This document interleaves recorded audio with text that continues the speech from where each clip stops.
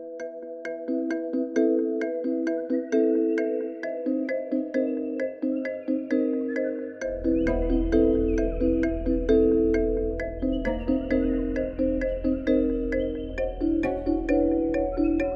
écoutez Comme du monde, le seul balado où deux charmants zinzins plongent dans l'art méconnu de la construction d'univers imaginaires. Puis il te poignarde dans le dos, puis il dit là, c'est le bout où genre je vire comme vilain. Puis... Ça, c'est le pire. C'était pire archétype de joueur. Vraiment une possible. marde. Ouais. T'es en train de faire quelque chose en groupe, puis il est comme genre. Moi, j'aimerais ça aller trouver un animal voyons, c'est quoi le mot, là? Tu sais, quand Attends, un pet shop. Non.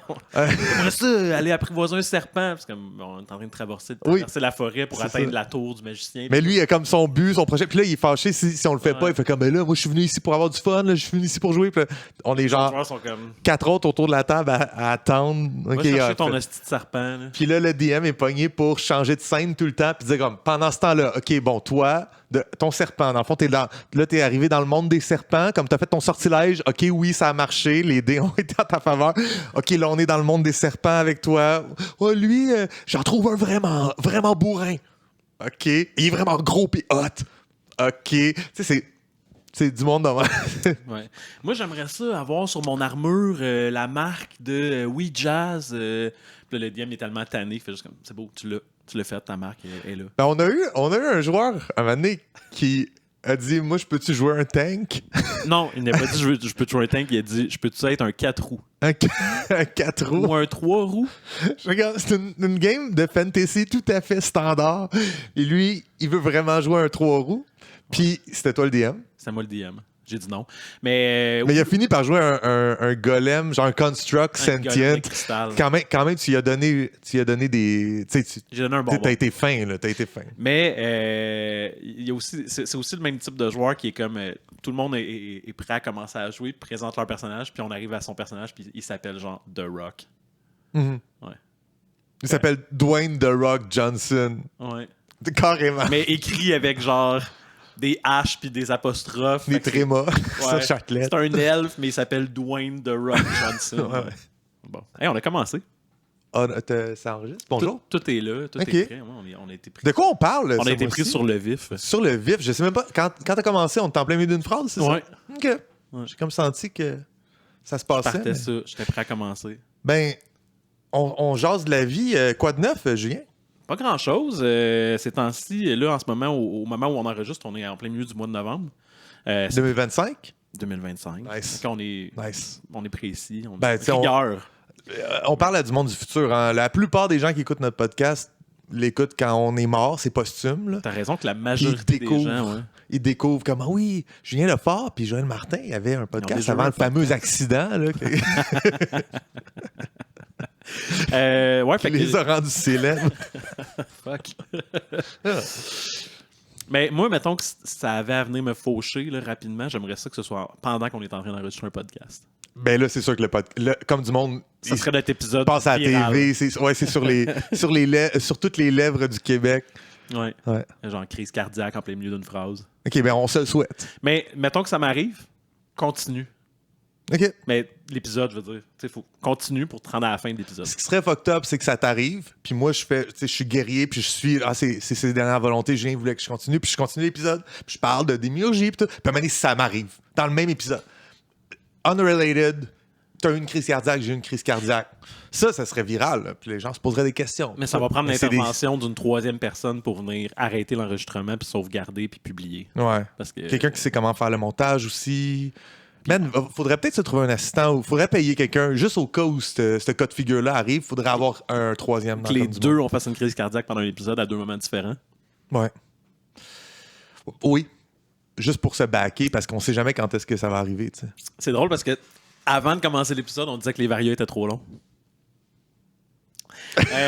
Ben écoute, c'est pas moi qui est en train de le rallonger, là, c'est toi. Fait que qu'est-ce que t'as de neuf ces temps-ci? Ben c'est ça, c'est tranquille, c'est le mois de novembre, je suis casanier, je fais de la lecture et je suis en train de passer au travers, j'ai presque fini le merveilleux, je vais essayer de le centrer. Oui. Le merveilleux livre, le nouveau livre, le dernier livre de Fanny Demel, qui s'appelle Du ventre des montagnes. Nice. qui est écœurant au niveau... très, très, très bon au niveau de la démiurgie. Je le dévore. Toutes les pages m'apportent quelque chose de frais, de nouveau et d'incroyable. J'ai pas encore fini, mais je dois avoir fini pour le prochain épisode. Fait que je t'en reparlerai quand j'aurai terminé, mais wow! Ouais? Ouais. Fait qu'il y a vraiment comme du matériel à démiurgie à analyse là, pour nous. Là. Ah oui, une culture, une religion, de la géographie, de l'idéolangaison. OK. Moi, tu vois, Fanny Demel, je la connaissais pas. C'est vraiment nouveau dans ma vie. Puis il y a quelques semaines, on s'est vus, puis tu m'as dit, j'ai commencé un livre, c'est vraiment nice, du Vent des montagnes. Puis quelques jours plus tard, j'allais voir la projection de la série Mukbang, qui est une courte série d'une saison, mais il y avait une projection pour la première. Puis c'est écrit par Fanny Demel. C'est une adaptation d'un de ses... ouais, c'est une adaptation d'un de ses romans. Fait que c'était un drôle de hasard, parce que genre 3 jours plus tard, je me ramassais à aller voir son œuvre. Malade. Ouais, j'aurais sûrement... Les astres s'alignent sur cette autrice en ce moment pour nous deux et nos intérêts respectifs. J'aurais sûrement été, comment on appelle ça? Starstruck? Ouais? Ben ouais, man. Genre... C'est fou, Cool. là. Ben, j'ai hâte qu'on en parle. J'ai hâte de t'en parler, j'ai hâte que tu le lises. Si jamais tu acceptes de le lire. Mais... Ouais, ben en fait si tu veux, peut-être que je vais, à la place de lire lui, elle a écrit genre, je sais pas, 8 romans, elle en a écrit en masse. Là. Peut-être que je vais carrément juste lire autre chose, puis on peut se feeder sur parler de cette autrice-là. Tu sais. J'embarque. C'est une idée. OK. Puis toi, qu'est-ce qui se passe de bon? Moi, ben là, c'est ça. Le mois dernier, il y a exactement un mois, mon deuxième roman sortait, Louvre Igunac. On peut aussi le montrer, parce que tu en as un exemplaire. Tu peux même le centrer si tu veux. Je vais essayer de faire ça, ouais. Centrer. Et voilà. Ah, ça, c'est pas mal au centre. Il est un peu tilté. Tourne à gauche, non à droite, non à gauche, non à droite. Correct. J'ai l'impression de poser un cadre avec ma femme. Désolé les gens à l'audio. Louvre Igunac, oui. Puis là, fait que j'ai sorti ça. Fait que mon dernier mois a été à propos de ça. Tu sais, la sortie d'un livre, c'est beaucoup d'étapes de le côté promotion, marketing, mais il y a aussi des trucs un peu plus... C'est purement technique. Puis, en même temps, ben, on est dans l'automne, c'est une bonne saison de Salon du Livre, dans le sens où, quand je dis Salon du Livre, la plupart des gens, en tout cas, dans mon univers, les gens sont montréalais, puis ils pensent au Salon du Livre de Montréal. Mais en réalité, il en existe une bonne dizaine. Il y en a à travers le Québec. Ouais, à travers le Québec. Puis, la moitié, peut-être 60%, se passe à l'automne, puis 40% au printemps. L'hiver, c'est pas une saison à salon, l'été non plus, mais le Salon de Québec est en plein milieu du printemps, puis le Salon de Montréal est à la fin de l'automne. Puis, ça comme... Je sais pas pourquoi, mais ça fait que la plupart des autres salons sont 2 semaines avant ou 2 semaines après. Fait que là, j'arrive du salon de Rimouski. Fait que j'étais à Rimouski, j'étais chez des amis à Rivière-du-Loup, je faisais un atelier en école. Je t'ai-tu parlé de ça? L'année passée, tu as déjà fait un autre atelier, je pense? C'est le même. Je l'ai repris. Mais est-ce que j'en avais parlé au micro à l'époque? Non. Je pourrais pas te dire. Mais je pense pas. Mais c'est vraiment cool. J'ai monté un atelier pour des jeunes de secondaire 4 qui est un atelier de démiurgie. Je les fais se mettre en équipe puis créer un univers puis chacun faire une œuvre différente dans leur univers respectif. Fait qu'au fil d'un après-midi, ça commence avec une espèce de présentation. J'ai un PowerPoint. Je fais comme, hey, la démiurgie, c'est ça.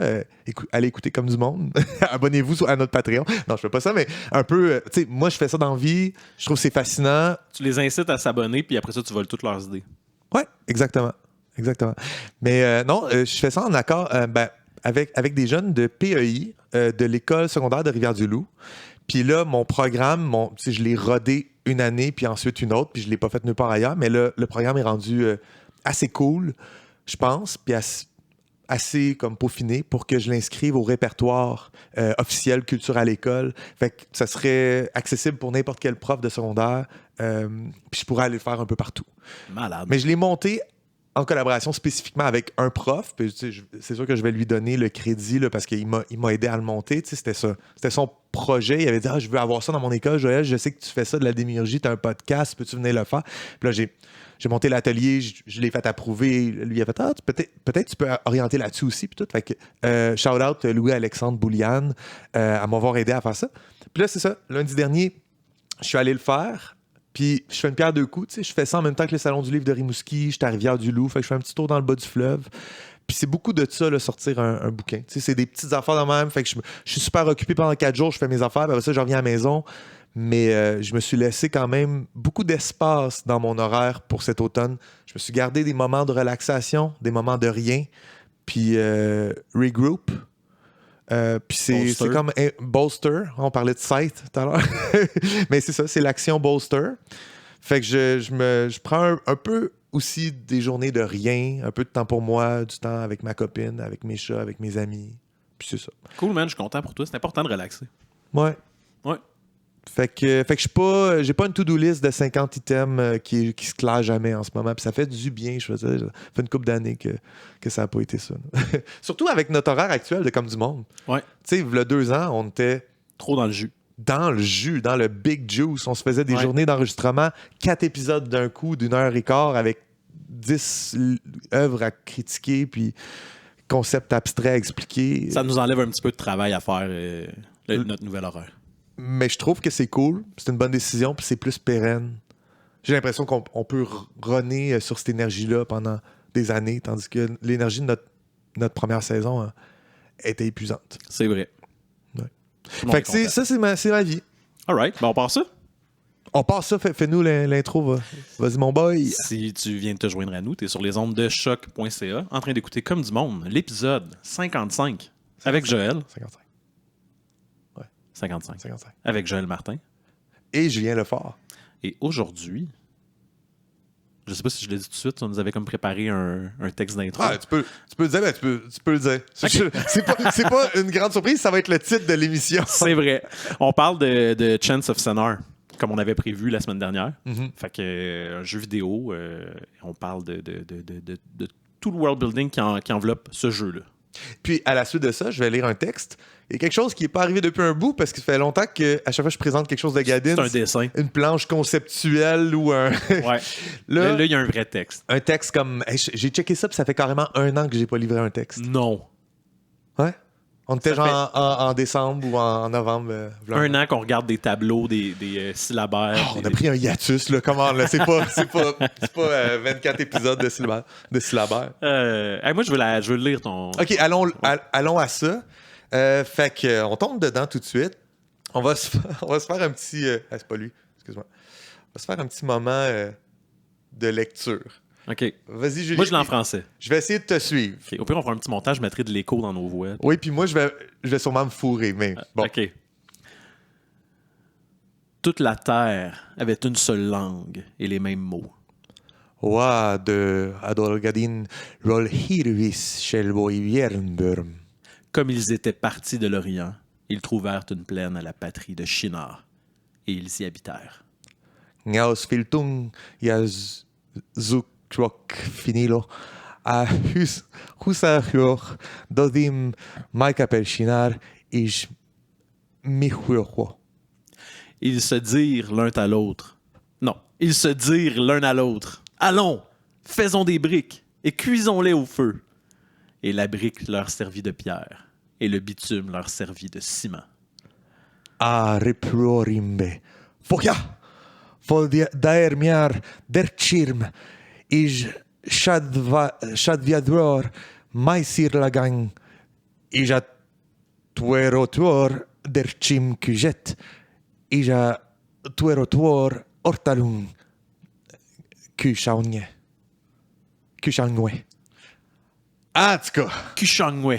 Écoute, ce qui se passe, c'est que j'ai dit, hey, on pourrait faire ça, mais je ne l'ai pas pratiqué une seule fois. Puis je parle pas irial constamment. On aurait dû faire l'inverse. Toi, tu l'as en français, puis moi, j'essaye. Hey, ça aurait été malade. On le fait. Fait, qu'est-ce qu'on vient de lire, Julie? On vient de lire la Genèse. Comment on dit ça? Chapitre 11, versets de 1 à 3. De 1 à 3. Parce qu'on va pas se claquer de 1 à 9, okay. Mais pourquoi ça? C'est un peu moi qui ai dit, hey, on peut faire ça. Les versets de 1 à 9 du chapitre 11 de la Genèse dans la Bible. La Bible, je lis. Attends, je vais la centrer. Non, c'est pas vrai. Non, ça, c'est Murk Borg. Fait que, pourquoi ça? Parce que c'est un texte qui est iconique dans le monde du conlanging, de l'idéolangaison, de la création de langue imaginaire. Ce texte-là est un élément, puis pas juste dans l'idéolangaison, parce qu'en fait, dans des... je sais pas d'où ça vient comme tradition, mais c'est une tradition dans le monde de la traduction. Ça se fait depuis, mettons, faire de la linguistique de terrain, quand tu tu trouves un peuple en Patagonie qui n'a pas encore été traduit, ou un vieux texte de v'là 3000 ans qui finalement, on a une pierre de Rosette puis on est capable de le traduire. Puis une des premières affaires qui est faite, c'est essayer de traduire dans cette langue ce texte-là, qui est le texte de la tour de Babel. Fait que dans la Genèse, dans la Bible, il y a cette histoire, ce mythe-là de la tour de Babel qui se passe sur un lieu qui s'appelle Shinar ou Sénar ou Séner, Shinéar dans certaines versions. Fait que ce lieu-là, c'est le lieu où il y a la tour de Babel. C'est mentionné dans ce qu'on vient de lire. Et puis, c'est la base du jeu Chants of Sennaar, qui est un jeu vidéo d'idéolangaison. Qui joue avec ce concept du puzzle, de décrypter une langue. Je dirais que c'est un point and click. C'est un point and click. Qui est centré sur le décodage de nouvelles langues. Ouais. C'est ça qu'on analyse aujourd'hui.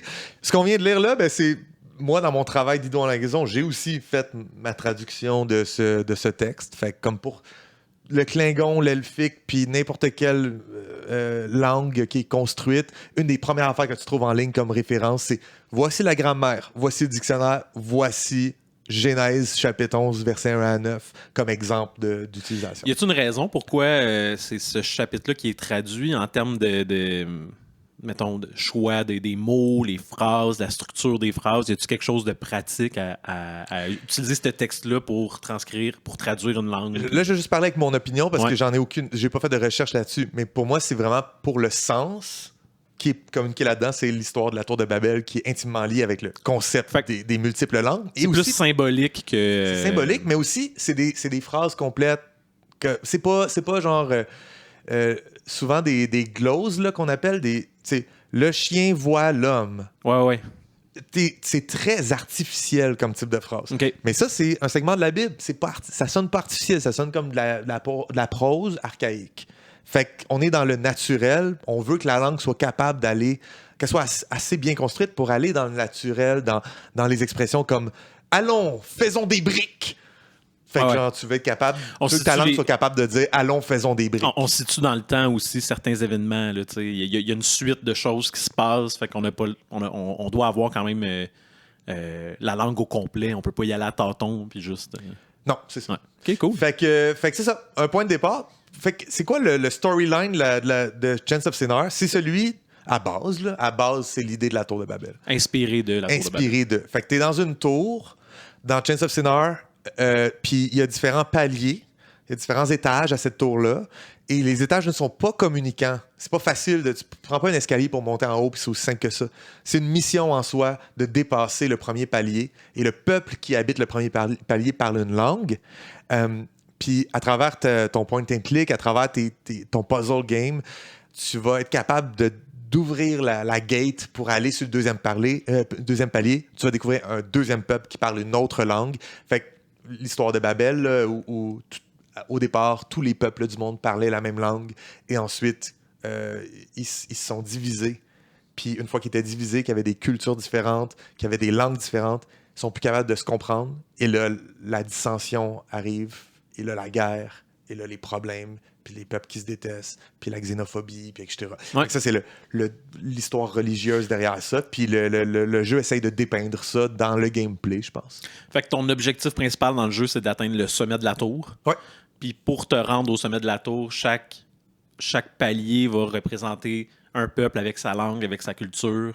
Et le défi de comment on réussit à atteindre le prochain palier va toujours être un peu derrière la découverte de cette langue-là. Ouais. La traduction, littéralement, de cette langue-là. Une fois que tu as été capable d'inventorier tous les graphèmes, de pouvoir comme recenser c'est quoi les éléments de la langue, tu es capable d'élucider des choses, puis peu à peu, ça t'ouvre des... Il y a des NPC qui réagissent différemment. Puis là, un moment donné, tu arrives à un point où tu peux accéder au prochain palier, puis tu as comme résolu le projet de la langue de ce peuple-là. Mais là, les inventaires ne sont pas... C'est pas des 11 000 mots comme des vraies langues. Non. T'as un petit glossaire tout petit, puis avec ça, t'es capable d'unlocker les choses. Mais moi, j'ai vraiment aimé l'outil auquel on a accès pour traduire ces textes-là. L'interface du journal, quand tu découvres des nouveaux mots, des nouveaux symboles, des nouveaux glyphes. Est-ce que tu parles du truc où tu prends tes propres notes, ouais, ou tu parles des pages illustrées? Ben, je veux dire, les illustrations, c'est en cute. 2 steps que ça vient, tu sais. Ben, dans le fond, c'est que tu as une phase d'expérimentation où Ouais. tu écris tes théories, tu écris ce que tu penses que chaque mot représente. Puis ça va être directement intégré aux conversations que tu vas avoir avec les personnages. C'est-à-dire qu'au départ, la bulle, elle te présente des glyphes qui font aucun sens, qui sont comme représentés par des petits points vides dans la traduction. Puis quand tu commences à mettre tes propres idées dans le journal, ben, tes idées sont intégrées directement dans la traduction du texte. Fait que quand tu parles après ça à un personnage que tu croises, Ouais. et il te parle dans sa langue, normalement, au début, tu comprendrais rien, puis c'est juste des symboles qui veulent rien dire. Puis à un moment donné, tu arrives à un point où il y a des sous-titres, si tu veux, Ouais. qui apparaissent sur chaque mot que tu as unlocké puis vérifié. Ça apparaît en blanc, clairement. Puis sur chaque mot que c'est ton... Ta théorie. Ta théorie, c'est ton best guess. Ouais. Là. Il apparaît en italique, en gris, tu sais, mais il est là aussi. Puis là, c'est peut-être ça qu'il est en train de dire. Est-ce que je suis capable de faire sens avec cette La phrase? deuxième phase, c'est qu'après avoir des... Je pense que ça marche avec le nombre de glyphes que tu découvres. À un moment donné, tu arrives à un point où ils se disent là, tu as tous les glyphes pour être capable de d'élucider certains mots. Ouais. Fait que là, il faut comme que tu les associes à différents concepts qui, eux, vont être illustrés. Puis, si tu as trouvé la bonne réponse, ben, ils vont comme se confirmer. Puis, tu vas avoir la version officielle de ces Pour le glyphes. personnage que tu joues, diégétiquement, ça prend la forme d'un journal de bord. Fait que lui, il Exact. a son petit journal, puis là, ça ouvre une page officielle du petit journal où il y a des illustrations. À côté des illustrations, tu as l'option de rentrer un graphème là, puis de dire, ben moi, ce glyphe-là, je pense que c'est ça ou c'est ça ou c'est ça. Combien de fois dans le jeu, ce mini-game-là, là, d'associer des Ouais. glyphes à des concepts, combien de fois ça t'a sauvé le cul parce que t'étais pas vraiment certain de c'était quoi, mais en plaçant les glyphes, oups, ça t'a confirmé des OK, choses. on va rentrer dans... Là, on a expliqué le jeu, mais on va rentrer dans ça. Mais avant de rentrer dans ça, OK. je veux carrément te lancer une question. Oui. Qu'est-ce que tu penses de Chance of Sinner? Euh, Comment tu as apprécié ton expérience ou n'as pas apprécié ton expérience? je pense que j'ai généralement apprécié mon expérience. Je peux te dire combien d'heures j'ai joué aussi. Là, c'est très court C'est un comme jeu court, hein? C'est un jeu qui... en tout cas, moi, je peux te dire combien de temps aussi ça m'a pris, mais... J'ai 9,3 heures de jeu. OK. Fait que... Ben, je pense que c'est dans la moyenne. dans le moins sens de où 10 heures, presque 10 heures. C'est ce temps-là que ça prend à peu près passer le jeu. Puis je l'ai fait, j'ai débloqué tous les trophées, tous les succès. Fait que je l'ai vraiment, Ouais. je l'ai fini Tu à l'as 100%, complété. je l'ai complété. Presque un petit peu plus Oui, parce que que 9 heures. c'est possible de passer une gate puis que t'as pas réussi à traduire une coupe de pages de ton journal. Ouais, moi, à un moment donné, il a fallu que je revienne en arrière pour parce que j'avais pas eu justement le fameux mini-game de confirmer Ouais. certains glyphes.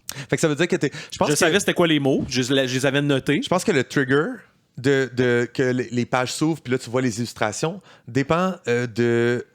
Mettons, tu as été mis en contexte avec... Mettons qu'il va y avoir cliqué 3 sur mots les là-dessus. glyphes. Il va y avoir 3 mots là-dessus, là, mais tu as été dans des contextes, puis tu as reçu les bonnes répliques des NPC pour avoir ces 3 mots-là. Mais des fois, j'étais capable de deviner ces 3 mots-là, mais j'avais juste eu le trigger pour 2 des 3. Mais le 3e, j'étais capable de déduire. Fait que moi, je les avais juste dans mon outil d'expérimentation. J'avais confiance que c'était bon, mais je pouvais pas y plugger dans une page parce que la page m'était pas encore proposée. Fait que là, c'est des choses qui peuvent arriver. J'étais pas fâché contre le jeu ou quoi que ce soit, mais je trouve que peut-être un petit fine-tuning de game design à faire avec ça parce que c'est bizarre que j'aie pas accès à carrément le rentrer parce que je le sais. T'sais. Parce que moi, j'avais tous les glyphes des guerriers. On parlera tantôt des factions, là, Ouais. mais j'avais tous leurs glyphes. Puis il y en avait une série de 4 qui m'avaient pas demandé de les confirmer. Fait que ça comptait pas comme étant comme si j'avais complètement traduit la langue.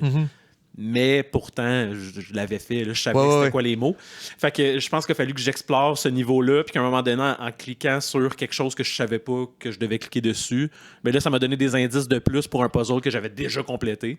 Puis là, il m'a demandé de confirmer. Puis il m'a dit oui, bravo, t'as complété les glyphes de cette faction-là. Mais pour répondre à ta question, Oui. est-ce que j'ai apprécié? Oui, j'ai apprécié. Ça tombe dans la catégorie de jeux qui m'ont fait sentir plus intelligent que je le suis en réalité.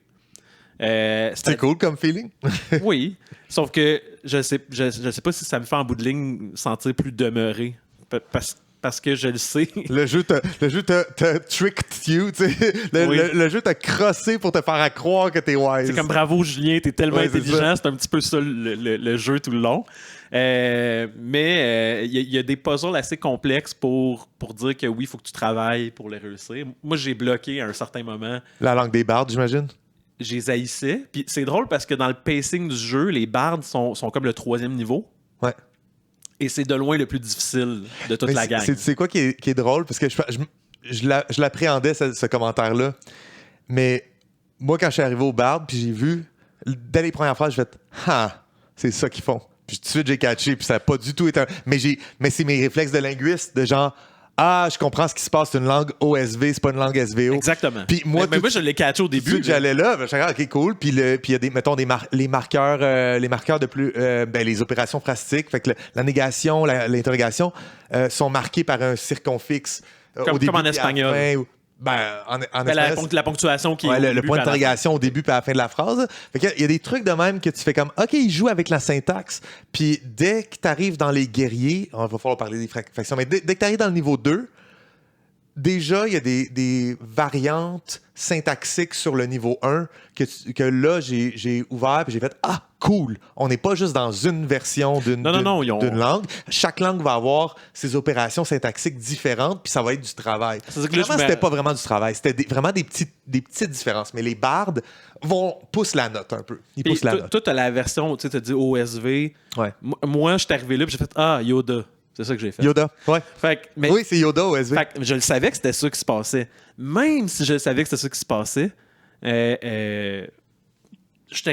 j'ai été complètement perdu pendant longtemps. J'avais traduit certains mots avec mes théories, puis là, les gens me traitaient d'idiot. Puis j'étais comme, clairement, tu t'es trompé à quelque part au début où c'était important que tu te trompes pas. Puis les bardes, ils ont un mot pour idiot. C'est le seul peuple qui a un mot pour idiot, puis ils te traitent d'idiot. Moi, tout le long, j'étais comme... Ouais. Clairement, c'est pas ça qu'ils me disent. Mais oui, ils me traitent d'idiot tout le long du fucking jeu. Fait que... ouais, mais je te dirais que ça prend un pic de difficulté, mais toi, tu l'as pas eu, ce pic-là. J'ai vécu un pic de... Nice, on rentre dans une vitesse supérieure. Que j'ai pas senti comme une difficulté, mais plus comme, OK, les engrenages sont rentrés. Mais moi, c'est parce que je regarde ça, puis pour les non-linguistes à la maison, SVO, OSV, c'est quoi? Sujet, verbe, objet, c'est l'ordre naturel de la syntaxe. Tu es beau. Non. Disons je te vois. OK, je te vois. Fait que I see you, c'est sujet, verbe, objet. Je vois Julien, c'est sujet, verbe, objet. Mais le français joue avec cette syntaxe-là, où quand c'est un pronom, on dit « je te vois »,« je Julien vois ». On dit ça en français, « je te vois ». Ouais. Fait que déjà, il y a du jeu dans les pronoms, les déictiques du français qui se déplacent, qui viennent avant le verbe. Ça, c'est comme le mode easy du fait que le français fait ça de temps en temps. Mais souvent, c'est notre point de départ pour dire « Ah, OK, les choses peuvent se déplacer ». Et c'est possible qu'une langue fait tout le temps « je te vois ». Donc, je dirais « je Julien vois ». Cette langue-là serait pas SVO. Cette langue-là serait SOV. Exact. Sujet, objet, verbe. On comprend. Ben, le OSV, c'est que tu dis « toi, je vois ». Exact. Et c'est ça que la langue des bardes fait, c'est ça que Yoda fait. Fait que quand je suis rentré dans les bardes, le premier panneau, il y a un premier panneau là, où tu peux traduire des choses, puis dès le premier panneau, il est écrit en guerrier, puis il est écrit en dessous en barde, puis je suis capable de spotter sur les 5 glyphes, mettons, il y en a 2 ou 3 qui sont facilement traduisibles parce que tu comprends, OK, les guerriers, ils l'ont déjà dans leur vocabulaire. Moi aussi, je l'ai spoté. Mais dès ce panneau-là, tu vois que les choses sont dans le désordre. Fait que moi, j'ai tout de suite fait comme, cool, on est en OSV. Puis là, j'étais parti. Mais ce que je te dis, c'est que moi, j'ai fait cool, on est en OSV. Puis ça m'a fait chier tout le long pareil. Mais je pense que le level design aussi des bardes, l'environnement dans lequel tu te promènes, il est plus complexe. Il est mélangeant, hein? Il est mélangeant, il est grand comparé aux autres. C'est un labyrinthe, là. Puis aussi, parce que ce qui est vraiment une force du jeu, c'est que tu vas découvrir les enjeux, je dirais, culturels. Ouais, ça, c'est la partie... Il faut parler de ça. C'est vraiment cool, ça. Ouais. Je trouve, en tout cas. Mais celui des bardes, c'est le plus... Qu'est-ce qui se passe? Mm-hmm. Puis quand tu le découvres, t'as vraiment un moment de... T'as comme une genre d'épiphanie, là. Je pense que j'aurais une hypothèse sur pourquoi c'est jarring, là, puis ça fait cet effet-là. Parce que quand t'es chez les dévots... Bon, disons les 5 factions, là, on va arrêter. Les dévots, c'est le niveau 1. C'est des gens qui prient Dieu. Ils parlent tout le temps de Dieu, de croyance, d'accéder à quelque chose de divin. Ouais. Puis toute leur... Puis ça, c'est l'aspect cool là, de...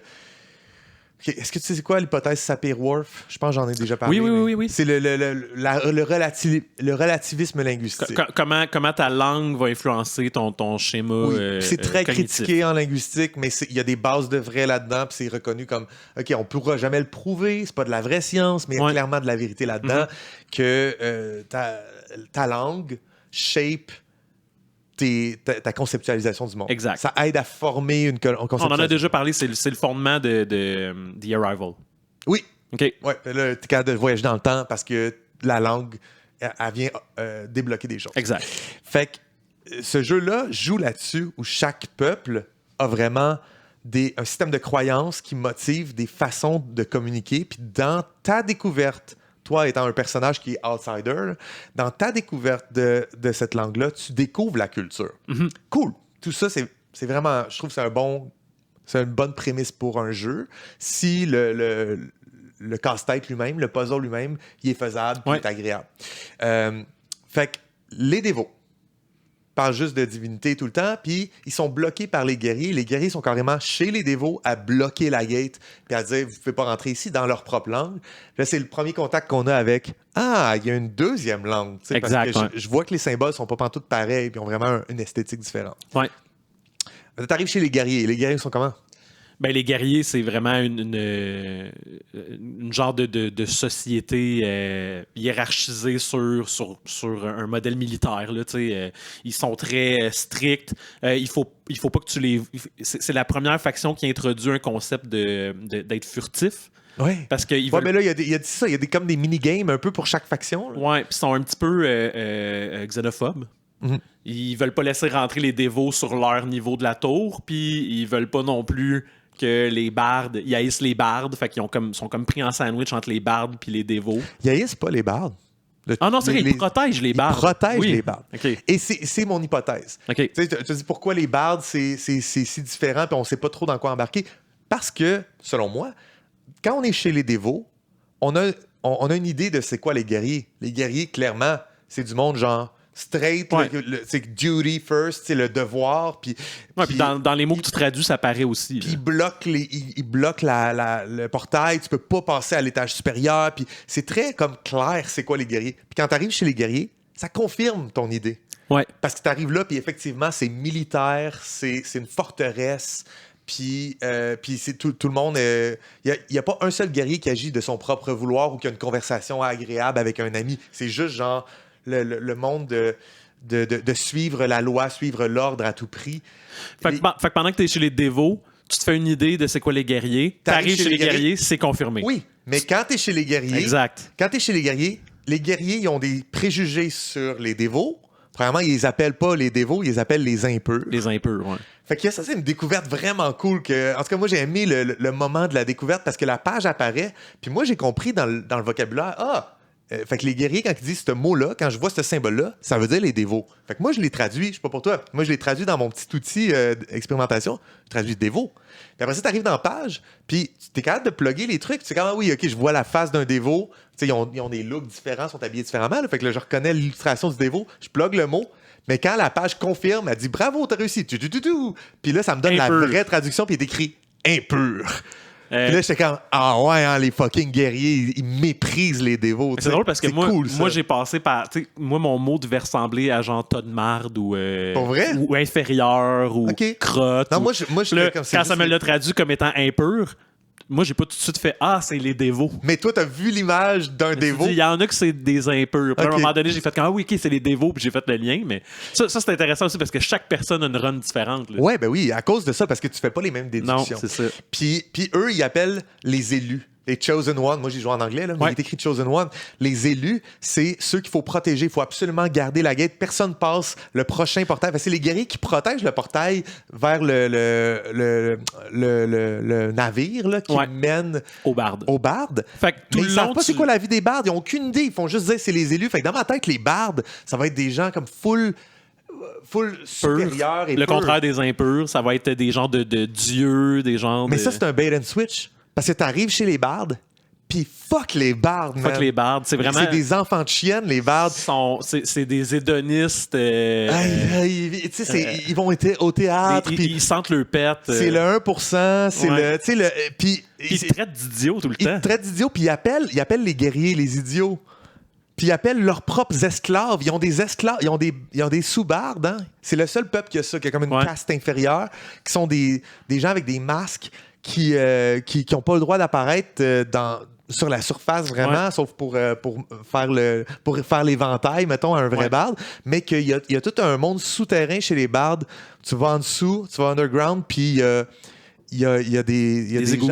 Des égouts, puis eux autres, ils vivent là, ceux qui se font appeler idiots. Puis ils représentent quelque chose dans leur ça culture. joue avec tes attentes. Fait que, je pense que tu as raison. Quand je suis arrivé chez les bardes, je m'attendais à arriver chez chez les genres de dieux. Là, puis ils étaient tellement désagréables avec moi, ils étaient tellement pédants que ça a complètement fucké ta perspective. C'était le contraire à la préconception que je m'étais fait d'eux. Mm-hmm.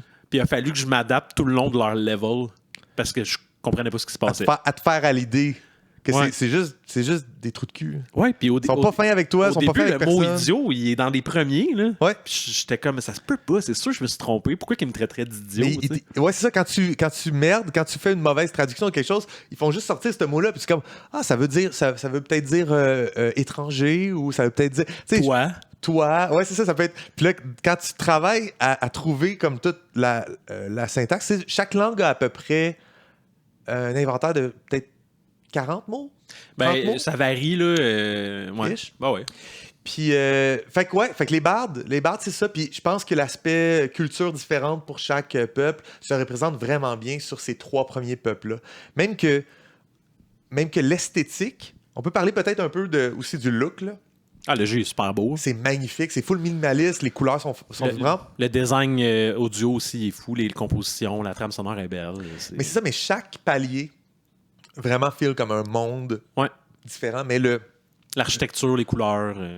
Ouais, c'est ça, il y a une palette de couleurs, tout fit dans la palette. C'est vraiment comme, je sais pas qui a fait le graphisme. En fait, on peut le nommer, là, c'est Julien Moya et Thomas Panuel. De Run Disc. Julien Moya étant l'artiste visuel, puis Thomas Panuel étant le programmeur, mais les deux sont concepteurs du jeu. Fait que clairement, la linguistique, puis tout, c'est eux autres qui ont fait leur recherche. Il doit y avoir toute une autre équipe derrière eux, c'est les deux non officiels. Ouais. Mais c'est ça, fait que l'esthétique des bardes est quand même bien différente, tandis que les guerriers, je pouvais faire un lien esthétique entre le monde des dévots, le monde des guerriers. On est juste plus dark un peu. Ouais, c'est une forteresse, le monde des guerriers. Sont carrés, puis c'est une forteresse. C'est brutaliste. C'est vraiment brutaliste. Puis les dévots, c'est plus comme... ça a l'air d'un jardin à Babylone. Ouais. Mais là, quand t'arrives... Ben, pas un jardin, en fait. Comme ça a l'air juste de genre le ground level de Babylone. Un temple. Tandis que les bardes, là, tout à coup, la colorisation est vraiment plus pastel. Il y a des terrasses, de la décoration des plantes. Ouais. C'est la première place que tu croises qui est de même. Puis là, il va parler des alchimistes aussi. Ben, tout l'aspect... Moi, j'ai trouvé que c'était le plus facile à traduire, les alchimistes. Ouais. Le défi vient à faire leur puzzle. Ouais. Là, pour, le puzzle pour obtenir la transformation puis tout, là. Ouais. Ça... C'est vraiment plus un jeu de casse-tête. On est plus tant... Parce que l'aspect traduction est bien plus facile que les bardes. Mais parce que tu as plusieurs langues avec lesquelles comparer les idées. Puis même quand tu le fais, il y a des moments où tu peux avoir de la traduction ou des échanges entre langues. Dévot, alchimiste, guerrier, alchimiste, barde, alchimiste. Fait que ça devient comme plus facile de peindre le portrait. Il y a deux appareils narratifs pour ça. Il y en a un que c'est... Des fois, tu croises un panneau, surtout à la je vais en parler à la fin de ça. À la frontière entre un niveau et un autre, souvent, tu as un panneau avec deux trucs à traduire, genre live, exact, là, qui traîne à terre. Oui. Mais tu as aussi le deuxième appareil narratif qui est le truc de téléportation, là, le truc de là-dedans, tu as des conversations où tu mets en contact. Moi, j'ai trouvé ça génial. Ouais.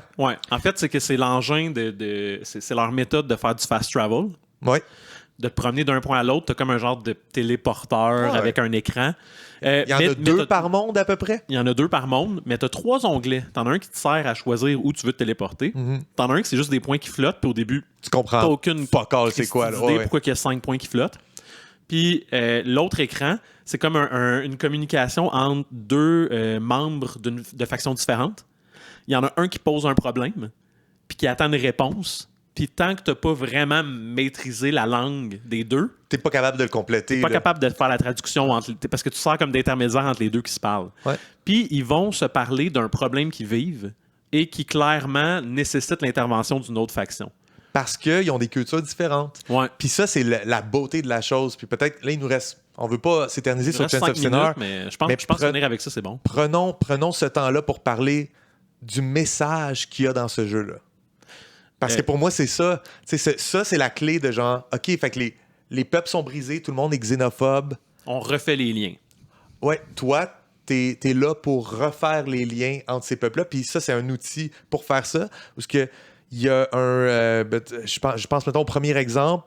C'est des plantes qui manquent d'eau. Ouais, puis c'est un alchimiste, je pense, du niveau 4, il y a de la misère.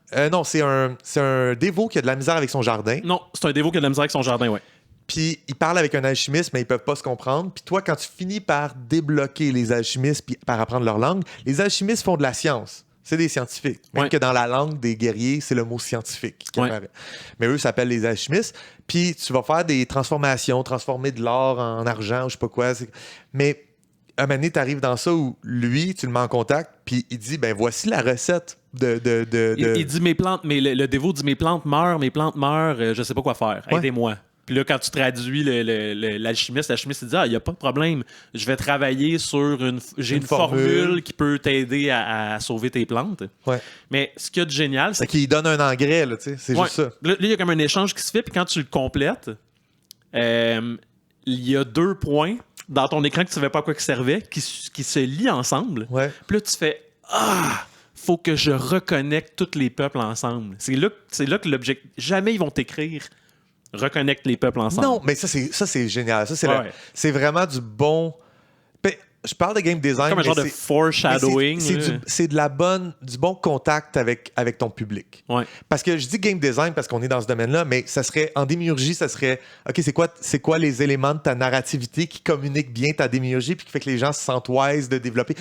Mais c'est ça, tu sais, de faire que la personne n'est pas prise par la main. Puis elle le découvre, puis elle a un moment de déclic. Puis là, c'est le fun à jouer. Le jeu va te dire une phrase qui est comme il y a quelque chose qui a changé dans le monde des dévots. Ouais. Puis là, tu peux retourner au monde des dévots. Puis là, quand tu vas dans le jardin où il y avait un personnage qui était comme mes plantes meurent, puis il savait pas ce qui se passait, ben là, il y a un alchimiste qui est là. Puis les 2, ils se parlent, puis les plantes, les plantes ont survécu, c'est luxuriant. Puis pour chaque petit moment de communication où tu lis 2 peuples ensemble, il y a quelque chose qui change dans un niveau, puis tu peux aller être témoin de ce changement-là. Puis tu as tout vu, toi? J'ai pas fait. Ouais, j'ai découvert ça avec l'alchimiste puis le jardinier, puis j'en ai vu 2-3 autres aussi parce que je passais par là, mais je suis pas allé toutes visiter partout. C'est parce que tu répares un funiculaire qui lie les bardes, les alchimistes aux bardes, parce que il y a comme un genre d'étage tampon entre les bardes et les alchimistes où il y a un monstre. Mais c'est ça. Fait que ça aussi, c'est un autre aspect. Il y a des mini-games un peu pour chaque étage. Il y a un étage qu'il faut être furtif. Il y a un étage qui a un monstre. Fait qu'ils ont toutes ces affaires-là. Puis pour chacune de ces mini-games-là, c'est là pour moi que le bas blesse un peu. Ce jeu-là essaye des trucs. Puis il y a des moments où j'ai fait, ben là j'ai pas trouvé que c'était... C'est comme le jeu essaye de faire l'affaire d'être furtif. Là, ça, c'est le pire mini-game. Puis le concept de furtivité, je l'ai trouvé plate. Puis je me suis dit tout le long, c'est pas un jeu de ça, c'est pas pour ça que j'ai signé. C'est comme un petit concept, mais là, t'en abuses, tu me le mets tout le temps, puis c'est pas le fun à jouer. Ouais. Fait que ça, c'était mon... Il y a, du côté minigame, des fois, c'était un peu hit or miss. Des fois, ils ont merdé, mais c'est pas mon expérience générale du jeu, fait que je le recommande quand même. T'sais. Moi, je le recommande parce que rapidement, le minigame d'être furtif, pour une raison in-game, t'as plus besoin de le faire. Ouais. Fait que allez-y, c'est vraiment un bon jeu. C'est un jeu qui va vous faire sentir wise. On a réussi à faire le portrait de ce jeu-là sans faire de divulgacheur. Fait que, Non. let's go. Il y a un allez-y. 5e étage, on n'en a pas parlé. La On fin s'est est même pas cool. dit on n'en parlera pas, mais je pense que c'est cool qu'on n'en parle pas. Il y a un parfait. c'est plus de la même chose, mais là t'arrives dans une finale. Puis il y a vraiment, disons ça, il y a vraiment une finale au jeu. Ouais. Avec des découvertes, des choses cool Ouais, puis que tu apprends sur tous les peuples. Si t'es complétionniste, il y a 25 trophées à aller chercher. Puis dans la description des trophées, il y a des petits indices sur c'est quoi les changements qui s'opèrent dans le monde quand tu tisses des liens entre les peuples. Fait que moi, je me suis pas gêné. J'étais allé voir comment on fait pour avoir ce trophée-là. Puis ils vont dire soyez témoin de telle affaire. Ça te guide un peu sur où aller dans le niveau. Tu vois des belles transformations s'opérer dans la tour. Ouais, moi je le conseille. Pour vrai, pour le prix puis pour le nombre d'heures que ça te donne, c'est parfait. Un petit jeu de 10 heures. Puis si ça peut, je sais pas à quel point ça peut convaincre des gens ou ça peut les intéresser, mais j'ai déjà fait dans ma vie de la linguistique de terrain où tu vas voir, tu vas te tenir avec du monde qui parle entre eux une langue que toi tu comprends pas, puis tu fais de la déduction comme ça. Puis c'est une expérience qui est rare de nos jours. C'est pas quelque chose que les gens ont la chance de vivre. Ce jeu-là, pour moi, m'a fait ressentir le même feeling de genre, connecter les points, tu sais. Uh-huh. C'était très, très efficace à me ramener quand j'ai fait ça en 2008. T'sais. Ça m'a ramené exactement dans le même mind state. Fait que c'était vraiment, pour moi aussi, si quelqu'un joue à ce jeu-là puis triple là-dessus, ben peut-être dans la vie, tu peux devenir linguiste de terrain puis si tu as trouvé ta vocation parce que c'est vraiment le même feeling. Bon, ben c'était Chance of Sinner. C'était Chance of Sinner. Clairement, il y avait d'autres affaires que j'ai notées parce que j'ai trouvé ça riche comme jeu, mais passons à autre chose. Puis au pire, on peut retourner sur Chance of Sinner un peu dans le Patreon à la fin de l'épisode, si tu veux, s'il y a des choses à Marché rajouter. conclu. Cool. Ouais. Fait qu'on on va faire mon petit texte. Oui. On fait ça? On fait ça. OK, je vais faire une lecture. Ça, c'est une autre affaire. J'ai pas pratiqué la lecture. Je vais sonner tout croche. Pourquoi je pratique pas quand je sais que je vais lire des choses? Surtout après que t'aies dit que tu t'as rien foutu de tes soirées parce que tu relaxes. Arrête de relaxer. T'as bien raison. Regardez l'autre qui relaxe quand il y a des textes à pratiquer. Tu sais, un vrai moment de relaxation quand t'es animateur de Comme du Monde, ça devrait être de faire de la recherche, de faire de la pratique, Non. puis de la création. Non. OK. On t'écoute, Joël, je parle la musique.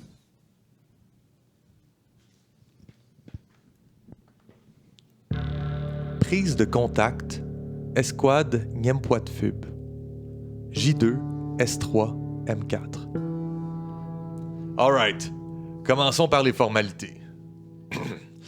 En ce jour matin de semaine midi du mois crépuscule de l'an crépuscule du lustre matin du 20e cycle de l'ère de Sieb, je, le colonel Fenvirada, m'engage par la présente à renoncer à mes obligations envers Heliargotas, à prendre le nom de code Rinel et à former et commander Nieppoitfub, escouade tactique ne répondant qu'aux ordres directs de son chef de mission, nom de code Kedibang. Je suis pleinement conscient qu'il s'agit d'une opération clandestine, puis que si on vient qu'à se faire pogner, Kedibang va nier toute implication, puis les membres de l'escouade vont dire que j'étais le seul derrière l'opération, puis que chaque move a été mon call.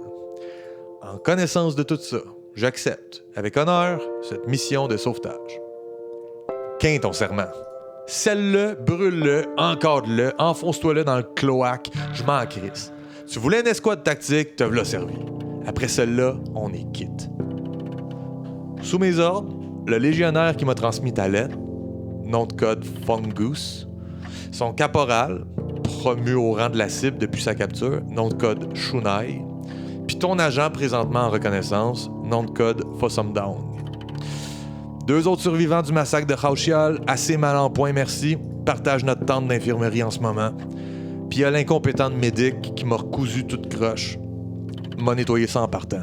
Un bon vieil incendie accidentel devrait le faire.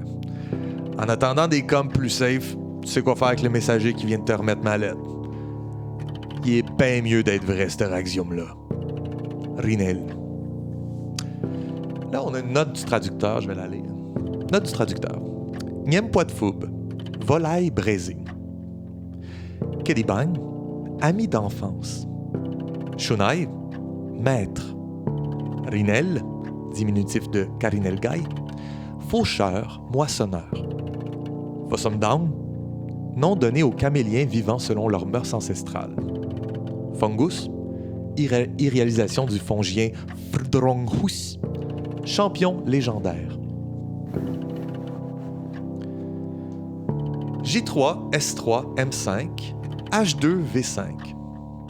Ici Shunai, commandant Rinel, indisposé, m'a temporairement délégué son rôle. Quitté le camp la nuit passée, les officiers n'y ont vu que du feu, littéralement. Les membres de Ngepwatfoub sont maintenant officiellement morts au combat, selon les livres du légat. Pour notre commandant, c'est pas tant loin de la vérité. Il fait tout pour pas le laisser paraître, mais je l'ai vu s'affaisser d'un roseau quand on a pris un break tout à l'heure, le souffle court, à chigner entre ses défenses. Le médic avait clairement pas fini sa job. On aurait peut-être dû l'épargner. Louer les services d'un pêcheur local pour traverser Sanarusmar. On fait route de nuit, mais la visibilité est limpide à cause de la double pleine lune. Le commandant a décidé qu'on devait tirer vers le nord pour éviter les rampeux sentinelles, presque à contrevent, ce qui nous met en retard, mais on n'a pas eu le choix. C'était la seule option safe. À espérer que notre délai n'ait pas raison de la cible. Débarquement dans baie d'Asphasie, estimé pour jour-soir, votre aube, heure midi, plus 1 heure pour dissimuler notre lift, puis 1 heure de marche pour joindre le rendez-vous avec votre Down. Heure d'arrivée estimée, votre matin. Le fungus se plug sur le mycélium dès qu'on arrive. Après ça, fini les traces écrites, fini les messagers. Gardez votre Godcom à l'écoute, j'attendrai vos ordres. Shunai.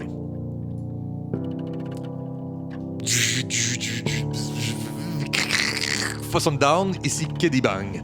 Fossum Down, ici Kedibang. Vous me recevez? À vous. Ici Fossum Down, je te reçois comme d'un cieux, Kedibang. Pas de spécificité, Fossum Down. Évite les expressions locales, puis termine avec « à vous, à vous ». Ah oui, au cas où on serait sous écoute. Tu m'excuseras, je pense bien que j'étais encore sous opercule quand le mycélium postal a été désaffecté. Allô? Kedibang, t'es encore là? Affirmatif, mais t'as pas dit « à vous ». Puis t'as encore lâché une spécificité. Anyway, mieux vaut pas s'éterniser, c'est comme nos fongiens vont finir par manquer de stamina. Restons brefs. Compte rendu? Oui. Donc, pour faire une histoire courte, la situation est sous-optimale. Votre escouade est arrivée 4 heures en retard. Le proboscidien était pas capable de marcher. C'est lourd, un éléphant, tu sais.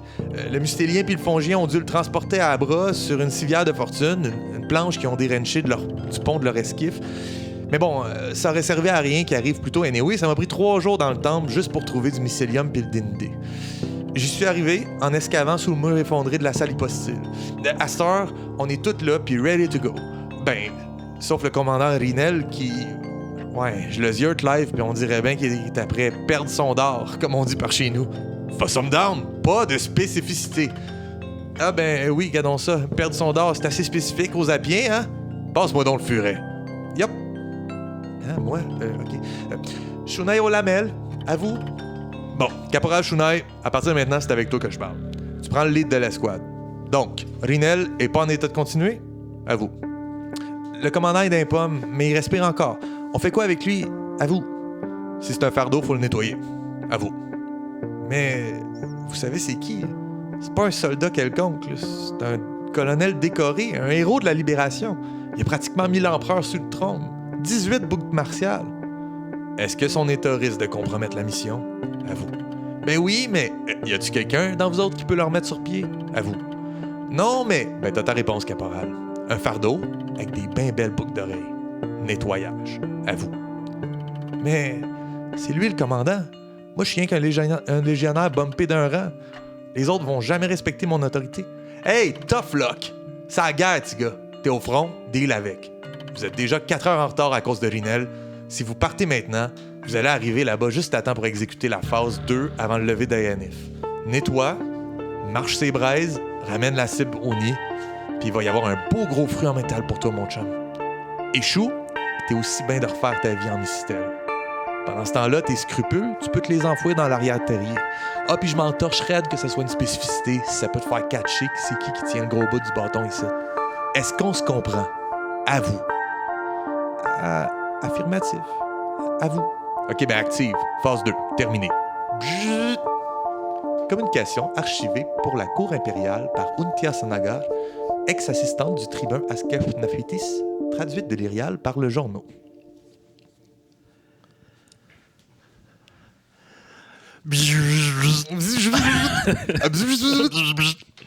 Malade. Fait qu'il y a des interférences dans le mycélium aussi. Oui, des interférences partout. Wow! Man! C'est le fun parce que là, tu nous sers un genre de Suicide Squad. Un genre de The Expendables. Tout le monde est là.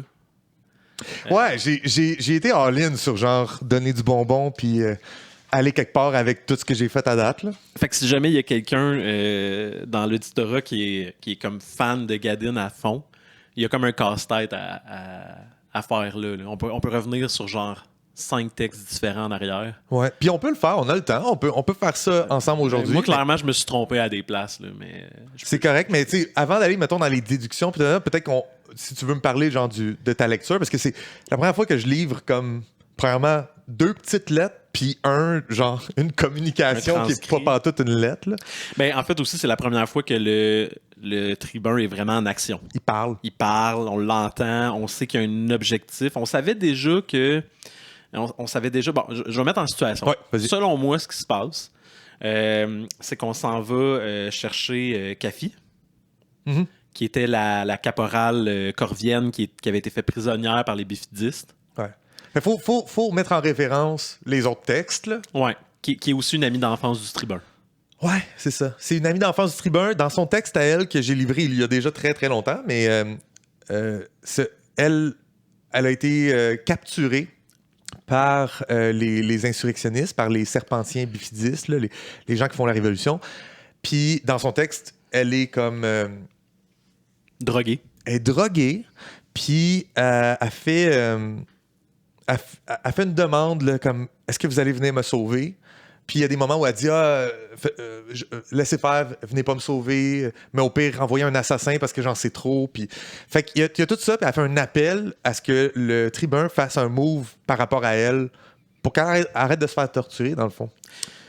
Puis son texte se rend, et ça, c'était comme un mystère à l'époque. On savait pas si son texte se rendait parce qu'il y avait peut-être une genre de bifidiste qui avait de la sympathie pour elle. Exactement. On apprend dans un autre texte que cette bifidiste-là, elle l'est pas. C'est une loyaliste qui est dans tu sais, c'était la Irdaziuno, la serpentienne. Puis, fait que là, on comprend que le texte s'est rendu. Puis on avait une preuve que le texte s'est rendu dans un autre texte fait par une matriarche archilienne qui disait... La promeneuse. Comme ça, vous voulez convaincre le Sénat, je vais pas laisser ça passer. Exact. Fait que la promeneuse a pas laissé ça passer. Il a jamais présenté... Le tribun a jamais présenté cette motion-là au Sénat pour dépêcher une escouade tactique. Parce que l'objectif du tribun, au début, c'était d'engager l'armée que tu appelles... Eliargotas, c'est le nom de l'armée de terre. Ouais, c'est ça. Fait que lui, on apprend que c'était ça son objectif. Il voulait engager Eliargotas pour... Comme, hey, let's go, on fait ça officiel, on passe par les canaux officiels, puis on va sauver Kafi. Ouais. Mais puis finalement... la matriarche a comme coupé ça, elle a des ficelles en arrière des rideaux, elle a coupé ça, puis là, il a pas pu faire ça. Fait que finalement, il engage comme une genre d'escouade, Suicide Squad, Black Ops. Black Ops, ouais. Pour simuler leur mort puis les envoyer sur une mission qui est comme secrète. C'est une opération secrète. C'est un covert. C'est vraiment ça. Ouais. Puis t'as un genre de casting vedette étoile. C'est un all-star. Je me lance, okay? J'essaye. Je vais avec les noms de code. On apprend que le nom de code ami d'enfance, Kidman, c'est le tribun. C'est le tribun, c'est son nom de code. C'est Askef Nephitis. Ouais. OK. Suné, on a un gros indice dans le texte du fond. Shunai. Shunai, excuse-moi. Mais c'est pas grave. Ça qui voulait dire maître. Oui. C'est comme ça que le fungus appelle le genre de petit furet qui est probablement d'une famille moins noble et qui a fini dans le même, la même légion, la même il était dans son escadron. Fait que le fungus avait un texte où il parle de quand il vient d'arriver dans l'armée. Puis là, lui, c'est un légionnaire, même zélé un peu. Genre, il est plus... Il veut vraiment être le meilleur champion pour représenter son peuple dans l'armée. Puis... Il n'y a pas des bons mots à dire sur le reste de l'armée de terre. Il commence son poche comparé à moi. Mais Sunai, il est cool. Il y en a dedans. Ouais, parce qu'il y a des idées. C'est un peu un stratège dans l'âme. Okay. Oui. Et c'est lui qui a l'idée de mettre le fungus avec des tortues qui peuvent retenir leur souffle. Ouais, parce que le fungus, il laisse aller ses sports. Fait que tu sais, il y a des idées sur des tactiques, tu sais. OK, le fungus... Le fungus est là, puis Shunai est là. K? Ça se prononcerait K, mais c'est pas grave. OK. Puis en Irial, c'est pas ça. En Irial, c'est juste K. Puis pour les deux autres, Ouais. bon, Rinel, on apprend que c'est comme un éléphant.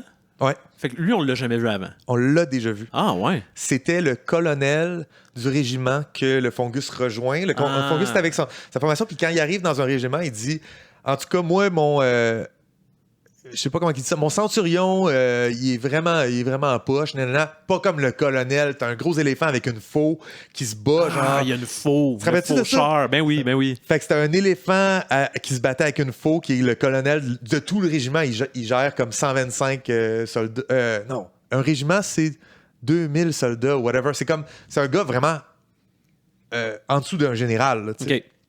Puis c'est ça. Fait que lui, il fait partie étrangement de cette affaire-là. Il est vraiment haut gradé, puis il n'y aurait pas d'affaire là. Puis j'ai gardé ça en tête que C'est pour ça que ça le fait un peu chier d'avoir été mis en charge de ça. Fait que lui, il écrit la première lettre. Ouais. Il dit ça me fait chier, mais il dit aussi on est quitte. Ouais. Fait qu'il y a un historique avec le tribun. C'est ça, pour moi. Il y a quelque chose qui s'est passé dans le. Puis il en devait une, puis il a dit OK, je vais faire ton. Fait que lui, il fait pas ça pour le Raxium. Il fait ça pour le Raxium. Il fait ça pour le Raxium, ouais. Ben oui, parce mais qu'il il en doit une il aussi. se fait promettre. Puis ça, c'est ce que le tribun va donner à. C'est ça, là. C'est dit à ce moment-là. Le tribun va donner un Raxium. C'est quoi un Raxium, Julien? Les Raxium, c'est c'est comme la chose qui vaut le plus cher à date dans ton monde. C'est un gage de valeur. Ça pousse dans des arbres en verre.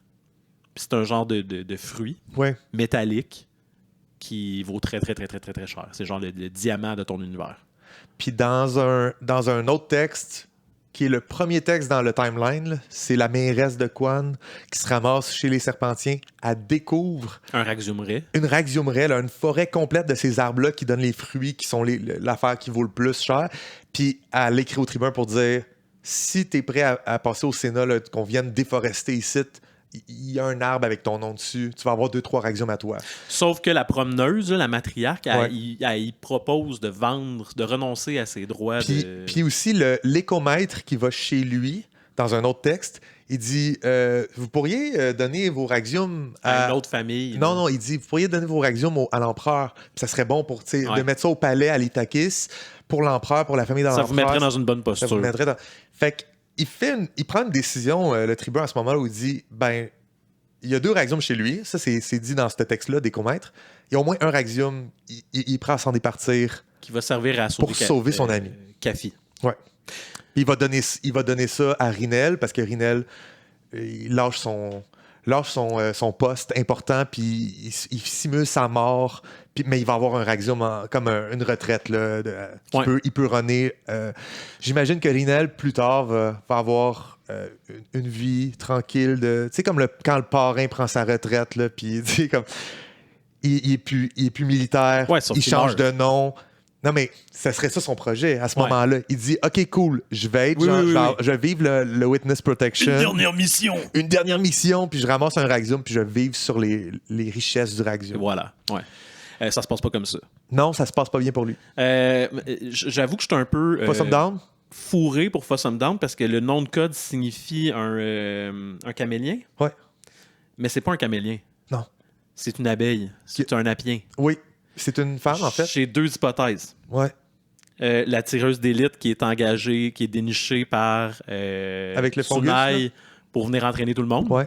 Ou Amis Azervi. C'est Amis Azervi. OK. C'est-tu la même personne? C'est-tu aussi la tireuse d'élite? OK. Non. Amis Azervi, c'est une apienne, archère aussi, militaire de formation depuis longtemps. Puis. C'est elle qui a envoyé une des lettres au tribun. Elle a écrit une lettre au tribun qui n'avait rien à voir avec rien. Là. C'était pas comme. Ça c'est pas connecté tant que ça avec ça. Mais elle, un moment donné, elle s'est ramassée dans une situation où elle a visité des Fossum Down, des caméliens qui vivent en tribu selon les mœurs. Puis sa seule lettre au tribun qu'elle a envoyée, son seul lien avec le tribun, c'est cette lettre-là. Ouais. C'est son histoire sur quand elle s'est fait kidnapper par des Fossum Down. Fait que le nom de code que le tribun il donne, c'est Fussum Down, parce que genre, c'est le même qu'on se connaît. Fait qu'il y avait comme un petit casse-tête. Mais c'est pas parce une que camélienne. Tu lui donnes mais un nom de camélien. Le mot, c'est pour les chameaux, mais elle, non, c'est pas une chamelle. Mais elle a dit, elle est en train de perdre son dard, comme on dit, par chez nous. Fait que c'est là que j'ai fait comme, perdre son dard, Ouais. mourir. Ouais. OK. Oui, puis dans ce texte-là, elle avait plein d'expressions idiomatiques tout le temps. C'est ça. Dans le texte, là, elle lâchait tout le temps des on peut pas tout avoir, on peut pas tout baigner dans le gelée royale. Ouais. Tu sais, elle avait des expressions d'abeilles, tu sais. Fait qu'elle parle de même tout le temps. Fait que j'ai réussi à identifier tout le monde finalement. T'es bon? Mais on dirait qu'au début, quand j'ai vu le surnom camélien, je me suis dit, aïe aïe, y a-tu décidé qu'il sortait de prison? Gorienne? Le Gorienne du premier texte, puis là, vu qu'il l'a sorti de prison, il est comme, tu vas travailler pour moi. Non. Mais non. Fait que ça, c'était Ton premier ma truc. première déception. Désolé. C'est cool pareil, mais j'étais comme, on va savoir ce qui est arrivé à Gorienne. Le premier texte que j'ai livré dans l'épisode 4 de Comme du Monde. Fait qu'identifier les personnages, c'est un beau puzzle. C'est plate parce que là, on le dit au micro pour quelqu'un qui suit mes affaires et qui trouve ça le fun, mais c'est pour ça que j'ai dit tantôt, il aurait fallu qu'il l'arrête et qu'il fasse le puzzle. Ouais. On livrera le texte d'avance au pire. On fera une petite publication pour que les gens aient du temps pour se préparer. On peut faire ça. Aussi, les comètes dit il y a comme du mycélium du postal. mycélium là, qui est en train de percer au travers de ton plancher. Tu penses-tu qu'il est dans sa villa, le tribun, puis le bout qui s'est comme gossé de mycélium dans sa maison, c'est pour ses communications clandestines? Ça, c'est une bonne question. J'ai pas décidé s'il s'est gossé ça pour ses publications clandestines ou simplement c'est parce que le problème c'est le mycélium prenait le dessus puis les fondations sont après s'affaisser. Mais est-ce que c'est juste arrivé puis le tribun l'utilise en ce moment, genre pour la première fois il l'a activé parce qu'il y a ça chez eux, ou est-ce que le tribun s'est gossé ça puis il y a un historique de communication clandestine? Ouais. C'est à voir. Moi, en tant que démiurge et auteur, j'ai pas pris une décision, mais je penche en faveur d'un des deux plus que l'autre. Mais je laisse flotter encore, puis je vais décider un moment donné. Mais est-ce que le tribun, il fait souvent ce genre d'affaires-là ou des trucs peut-être de moins... Parce que là, il gaspille un Raxium là-dessus, puis il sauve son ami d'enfance. C'est peut-être très intime, puis des fois, il le fait juste pour des petites affaires. Fait que c'est peut-être la première fois qu'il va all-in, mais est-ce qu'il l'a déjà utilisé avant son mycélium ou non? Je sais pas. Puis là, le mycélium postal, on en avait déjà parlé, mais c'est un moyen de communication très efficace, mais archaïque, qui a été complètement banni par l'Empire, qui n'est plus utilisé. Ah, OK, c'est plus utilisé. Puis le champignon, qui est partout dans la Terre, a été déconnecté, puis c'est illégal pour un fongien de se connecter au champignon puis de parler avec un autre fongien ailleurs. Mais c'est quand même encore possible de le faire. Fait qu'il y a peut-être d'autres mondes sur le réseau qui peuvent les entendre. Ce que j'essaie, dans le fond, ça veut dire que le tribun, il y a un fongien avec lui de son bord. Puis c'est dit dans le deuxième texte, c'est dit, c'est pas dit, mais gardez votre Godcom à l'écoute. Oui, c'est ça. Le Godcom, par définition, c'est un il faut que ce soit un homme champignon. Ouais. Okay. Ou une femme champignon. En fait, les champignons sont non-binaires. Fait que Godcom, c'est juste une expression. Là. C'est un guy, mais c'est pas un guy. Puis, dans le fond, on peut s'attendre à ce que différentes factions aient un Godcom. Et c'est possible d'attraper des conversations. Exactement. Puis j'ai pas décidé là, le détail de genre il y a combien de postes là-dessus ou comment ça marche, mais c'est carrément... Moi, je vais jouer avec comme si c'était une radio CB, là, comme si c'était des ondes courtes ou des trucs de même, ou c'est du low-tech. C'est l'équivalent d'avoir un low-tech de radio. Oui, mais ça fonctionne. Là. Fonctionne très bien, mais ça pourrait genre flancher. Ils peuvent te parce que le truc a été désaffecté, discontinué.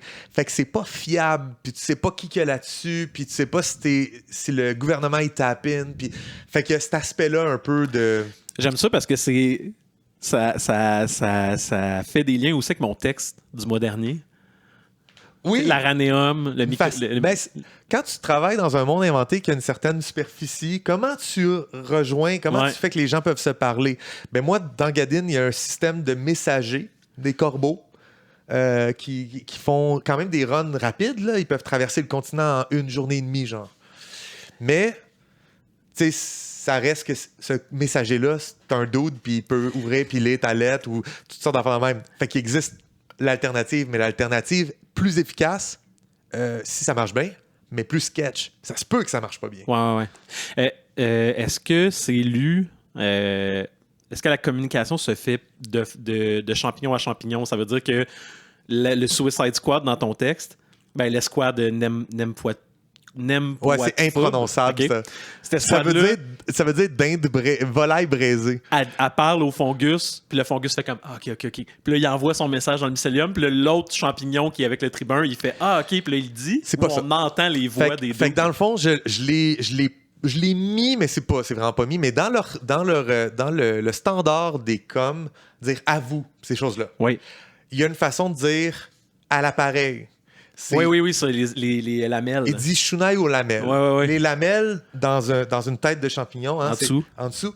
Fait que moi, j'imagine que le furet doit se plugger carrément, doit toucher à quelque chose, connecter quelque chose, mettre sa tête de... J'ai pas encore décidé, mais ça doit être carrément physique. Puis le champignon l'entend même pas. Ah, fait qu'il warg un peu. Il passe au travers. Il perd ses sens, le mycélium. Ben, le champignon, il est là, puis il attend.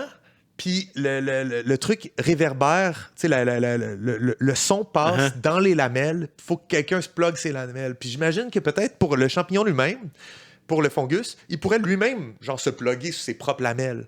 Mais tant qu'il fait pas ça, puis c'est quelqu'un d'autre qui se plug, c'est quelqu'un d'autre qui communique. Je comprends. Mais il te faut un fongien. Il devient un combiné, dans le fond. C'est un combiné téléphonique ambulant. OK. Il peut-tu se promener pendant l'opération ou faut qu'il soit... Non, il faut qu'il soit groundé sur le mycélium. Okay. Ouais. Fait que c'est vraiment un conduit, là. C'est vraiment ça. Fait qu'il est pas conscient de ce qui se passe dans la pièce. Faudrait qu'il soit protégé, genre.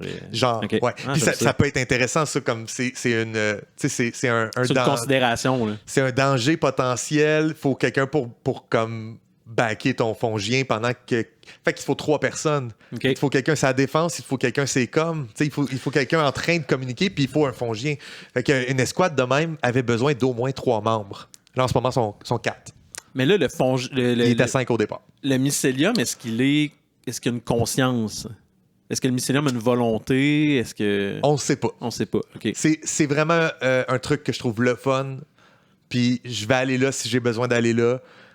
Ou si je vois une conséquence intéressante que le mycélium puisse prendre des décisions. Peut-être même le mycélium peut doctor des messages. Oui, puis il peut jouer pour son propre. Il peut compiler aussi tous les messages. Il peut tu sais, je veux dire, mettons, pour une histoire d'espionnage, là, ça pourrait être une faction centrale à... Écoute, c'est la NSA, là. C'est peut-être la NSA ou c'est peut-être... Tu sais, quand tu parles sur Messenger avec un ami, puis Meta AI t'aide, là. Ouais. Meta AI, qu'est-ce qu'il connaît de ta relation avec ton ami? Là. C'est ça. Fait qu'on est là. Je trouve ça super le fun de penser que je vais pouvoir jouer avec ça. J'ai aucun projet avec ça. Mm-hmm. C'est peut-être pas ça. C'est peut-être vraiment genre c'est du fil, puis des ondes. C'est peut-être juste ça.